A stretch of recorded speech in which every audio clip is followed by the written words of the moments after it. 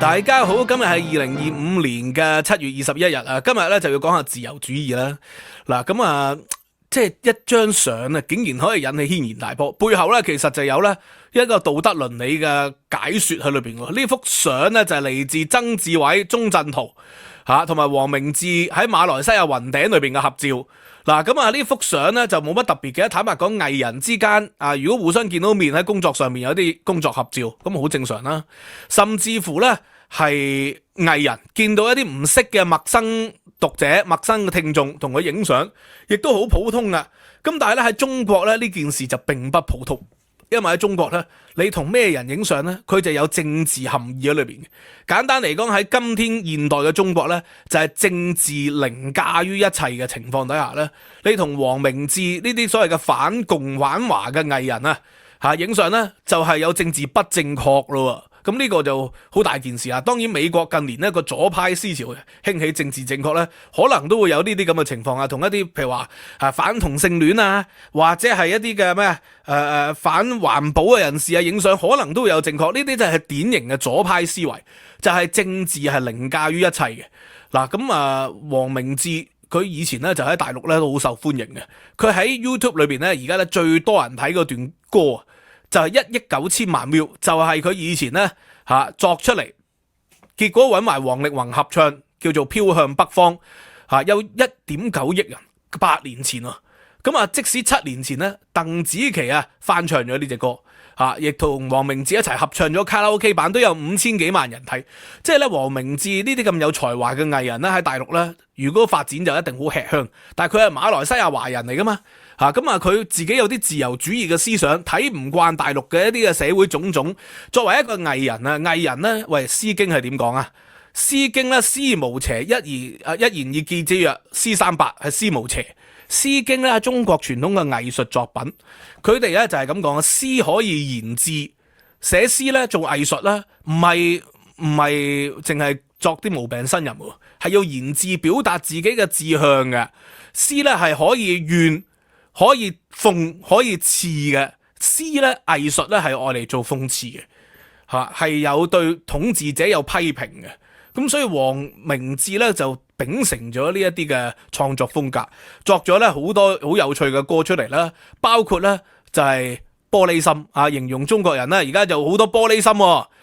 即係喐啲咧就話要抵制人哋啊，喐啲咧就係唔滿意啊咁嘅情況，亦都咧作咗牆外呢隻歌。哇，即係都好好聽喎，同阿小花合作嘅，1600幾萬人睇。咁呢個牆外，咁亦都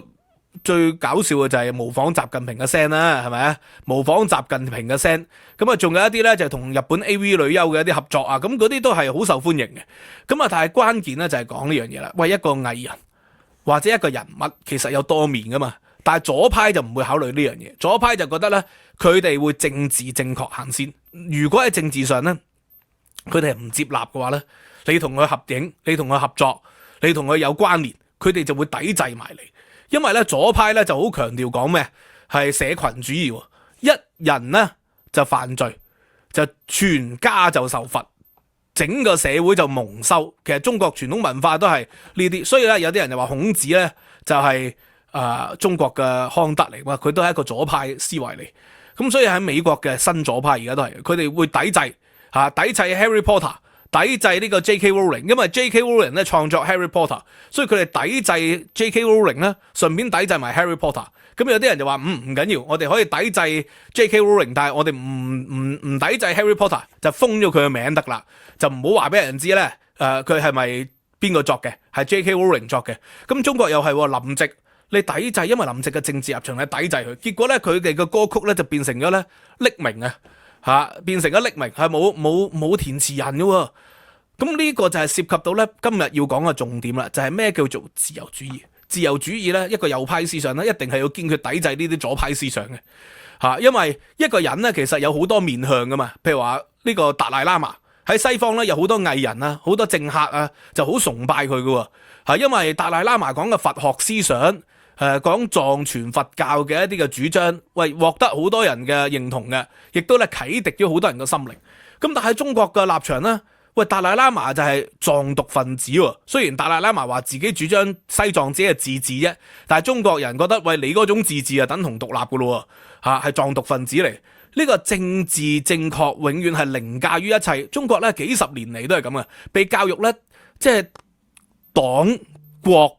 係凌駕於真理，或者黨國就等同真理。天大地大不及黨嘅恩情大，爹親娘親都不及毛主席親。幾十年嚟係咁樣教咧，政治係凌駕於所有倫理、所有道德嘅。咁所以有啲人崇拜達賴喇嘛，同達賴喇嘛合照影相。我喺英國咧出席嘅女個個學校嗰啲頒獎禮，佢哋嘅教授啊或者係嗰啲老師校長啊，都會不時引用達賴喇嘛嗰啲金句喎。因為喺西方嚟講，機場啊或者火車站經常嗰啲書店咧，達賴喇嘛嗰啲金句咧或者傳記咧都係擺喺當眼位置嘅。咁但係喺中國人嚟嘅角度嚟講咧，呢個就叫大逆不道。嗱，咁喺自由主義角度咧，如果嗰個人啊，只要唔係涉及到即係連環殺手啊、殺人放火啊，或者戰爭罪犯啊、希特拉啊、反猶太啊，或者普京啊發動戰爭呢啲人物，即係你唔係涉及到呢一啲人物咧，其實喺自由主義嘅角度，你同佢合照，甚至乎同佢有交集，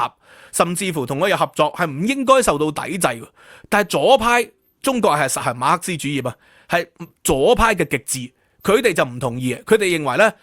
社群一個人唔係一個人嚟，每一個人只係一個社群裏邊嘅螺絲，所以如果你政治上唔正確，佢哋就會抵制你，抵制你哋嘅工作，抵制埋你身邊嘅人，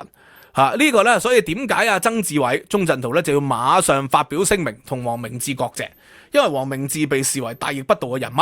就係咁解。咁呢度咧令我諗起咧，話呢個羅斯福總統啊，小羅斯福啊，呢個唔係老羅斯福，小羅斯福總統咧，佢提出咗咧，喂，人生咧應該有4種自由，呢4種自由咧係好重要嘅，亦都係現代社會普世價值嘅一個核心。4大自由，邊4大自由啊？第一就係有言論嘅自由啊，只要咧你嗰個係政治立場或者係其他嘅立場，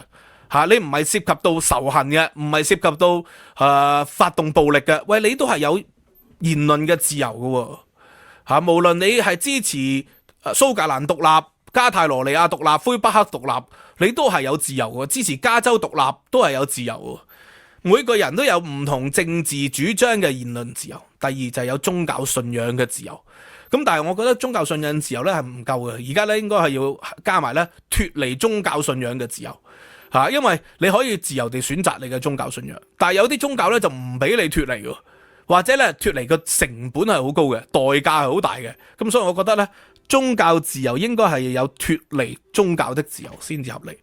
第三咧就係有免於困乏嘅自由，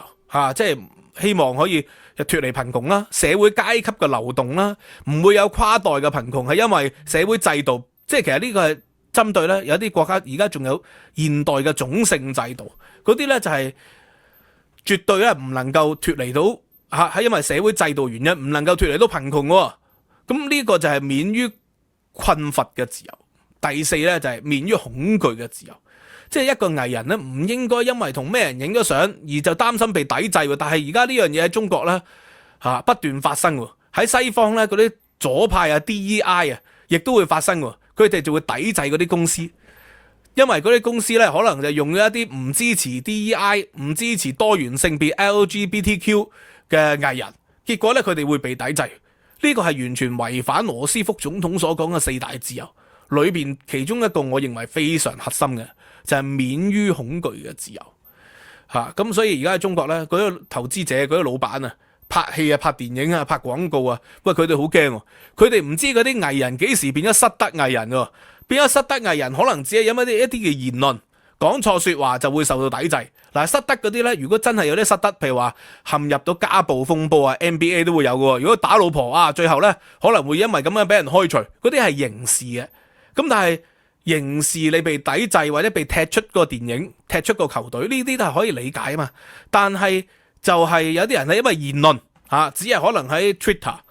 喺 Instagram 發咗張相、出咗個 post， 甚至乎淨係 like 咗某啲人嘅言論，都會被抵制。呢個就係咧違反咗4大自由啦嘅普世價值，言論自由、免於恐懼嘅自由，起碼4大自由裏邊有2條咧係違反嘅。如果因為咧佢信奉呢個嘅藏傳佛教，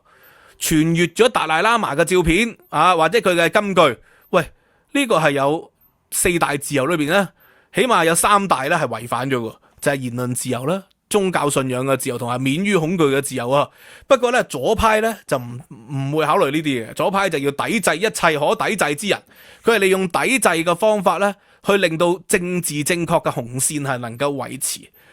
因為有紅線就唔係有真正嘅言論自由啦。咁但係左派就唔會考慮呢啲嘢，而中國共產黨所實行嘅馬克思主義咧就係政治先於道德，同埋咧社會咧只係得二元對立嘅思維，一切係非黑即白嘅，一係就支持黃明志就係反賊，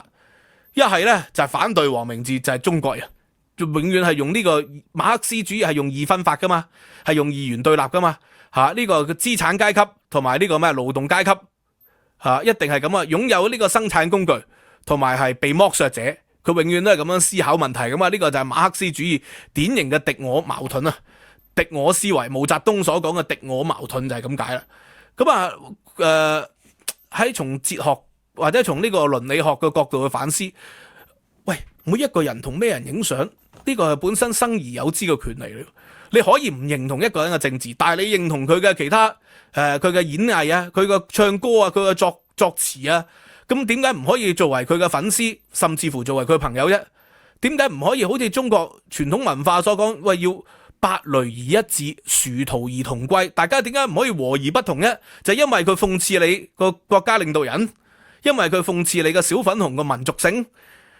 所以咧。就係柏楊啦，佢40幾年前都講啦，佢就話咧，喂，韓國可以容許一本書叫《醜陋的韓國人》，日本可以容許一本書叫《醜陋的日本人》，德國都可以，美國都可以，但係喺中國咧，你寫醜陋的中國人咧，你個代價就會好大咁點解啊？就係因為有咗呢一種敵我嘅思維咯，有呢一種咧政治凌駕於一切嘅思維咯。呢個古代都係噶啦，古代就忠君，只能夠忠君愛國嘅啫。你唔忠君愛國咧，你其他嘅道德倫理程度好高你都會徹底被否定。反之你係忠君愛國嘅，你其他嘅道德倫理程度好低咧，你都可以被肯定喎。所以以前就係公安部係咪講過黑社會都有愛國噶嘛，就係咁解咯。黑社會喂，老人勒索、收陀地、作奸犯科，但係佢愛國就得噶啦，可以翻大陸做生意拍電影做乜都得噶即係因為政治凌駕於一切啊嘛。個背後個道理係咁。我前嗰排重讀咗張學良嘅一啲嘅傳記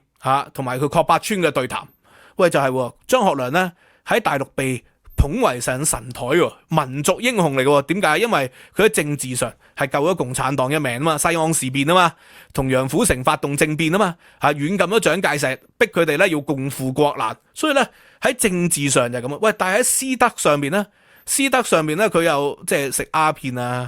世祖